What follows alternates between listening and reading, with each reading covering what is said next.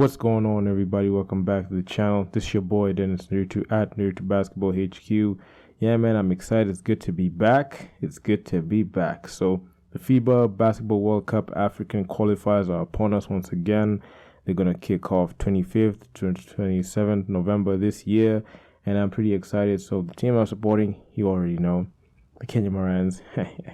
So Kenya Morans is in Group D. So this FIBA Afrobasket, excuse me. So this FIBA World Cup, I'm just saying it looks like the Afrobasket because the way the setup is the same. So it's just that, it's a different name, FIBA Basketball World Cup. But that's side note.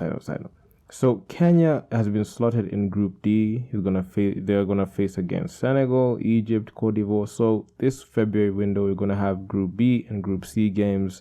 A total of 12 games are gonna be played. So let's just get into it. So Kenya versus Senegal, Kenya versus Egypt, Kenya versus Cote d'Ivoire. I'm just gonna go down and break down all these games, the way Kenya matches up statistically against Senegal, against Egypt, against Cote d'Ivoire, and let's just get into it. So I'm gonna start off by talking about how Kenya matches up against an Egypt. So as you can see on the screen, you can see you have points, rebounds, assists, field goals, field goals, 2-point, 3-point, free throws. So as you look at points per game, you can see Egypt score 73.3 points per game. You can see Kenya lags in this stat by 10 points. So you can see Kenya doesn't really score as much. When it comes to rebounds, you can see Kenya is very good at taking rebounds, but they're not good in capitalizing on them, as we have seen, because you can't be grabbing all these total rebounds but yet lose games. So that means they are not being able to have the right basketball IQ to be able to make smart plays and be able to capitalize on offensive rebounds and to an extent defensive rebounds when it goes down to it if you watch the games. So rebounds, they lead, but doesn't equate to wins. And looking at assists, you can see it's quite close, but we can see Kenya 14.5 assists. It's league average, but it still doesn't translate to wins at this point. So you can see Egypt, by the way they play, they just shot the rock pretty well, and that's why they're able to rack up a lot of points. And you look at 2-point field goals, you can see Egypt shoots way better from the field, 49.7%. That's like 50% from the field on 2-point field goals. So that means they are converting half of their shots. Kenya really struggles in this, 43.4%. Not bad, but it's still not something to be proud of. But when you look at the three, Kenya is shooting way below average, 24.2%. as compared to Egypt. So Kenya in the 3-points battle, they keep losing a lot, and this is what cost them the game down the stretch. And in the free throw, you can see although Kenya leads, but 59% is not something to be proud of, and it's not good. So in this game, Kenya versus Egypt, I'll just give the nod to Egypt to beat Kenya as far as I'm concerned. Statistically, Egypt just checks all the boxes that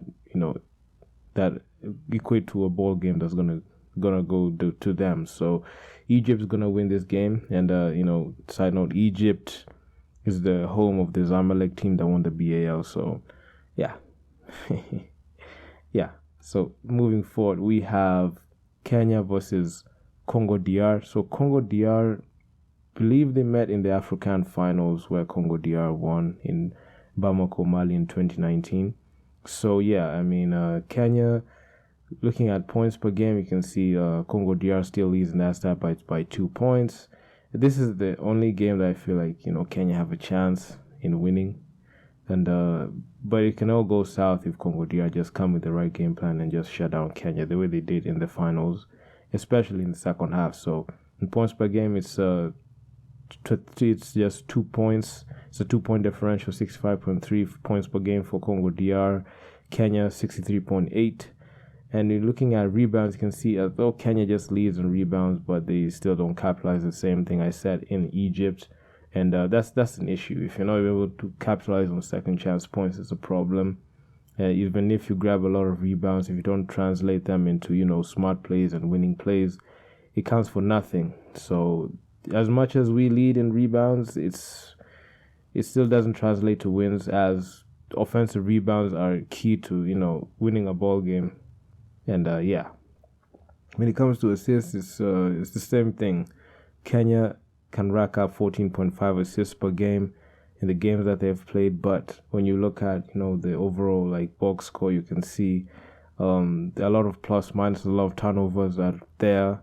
It's evident that Kenya doesn't even take care of the basketball, so you can see even if they have those assists that that look like godlike stats, but it doesn't translate to wins at this point. So in the field goal department, you can see Kenya still 43.4% as opposed to Congo DR, who lead in the field goal percentage. They pick up their shots pretty well, and that's the main thing, and that's the main difference maker in the AfroCan finals of the 2019 AfroCan in Bamako, Mali. So that's what Congo DR did, and used the weapon that they used was just good shot selection, and they won the game. But when it comes to field goals, and especially from the three, you can see both teams are struggling, especially Congo DR. Kenya is leading Congo DR in 3 points, but this is not to say that they can have a chance to win. But it's all about timing and shot selection. Especially, they're gonna miss that 3-point production from Tyler Ongwae, and without him, I don't think that you're gonna be able to shoot those threes at that rate that they are in. So when it comes to the free throw line, Kenya really struggles at the line, 60% from the line, as opposed to 70% from the line by Congo DR. So you can see it from that stat alone. Kenya still struggles a lot. So I'll just give this game a 50-50, but my odds are, are against Kenya. So the odds are just against Kenya. So I'm not sure if Kenya, it's a 50-50 thing. So Congo DR might win, they might lose. Kenya might win, might lose. Not sure, but it's a 50-50. But the one that I'm, very confident that they're going to lose, Kenya is going to lose to Senegal, because Senegal has met Kenya twice. And Senegal has schooled Kenya twice in the AfroBasket, the first window and the second window. And they exposed Kenya in a great way, especially in transitional defense. Kenya's lack of playmaking and turnovers.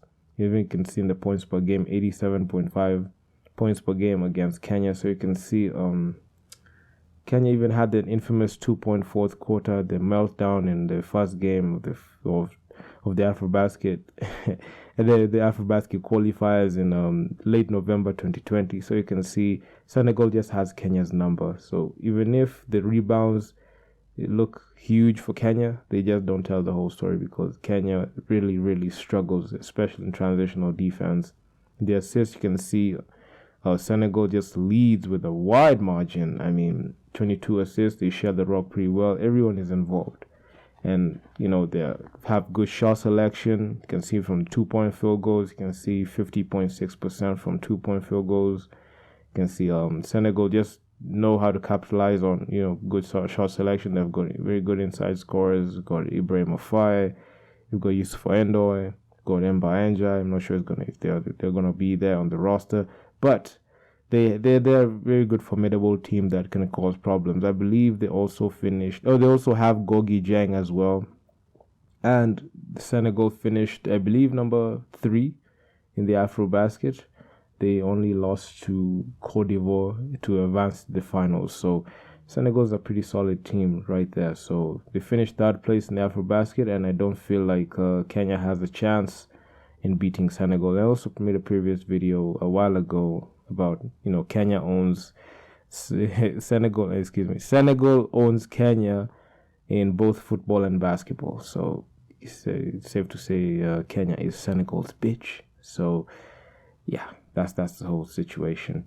So, yeah, Senegal is going to beat Kenya in a blowout, and no doubt about it, because Kenya has the infamous fourth quarter meltdowns, which I made true. I brought some light onto it and the harsh truth about the Kenya Morans, and that's the thing.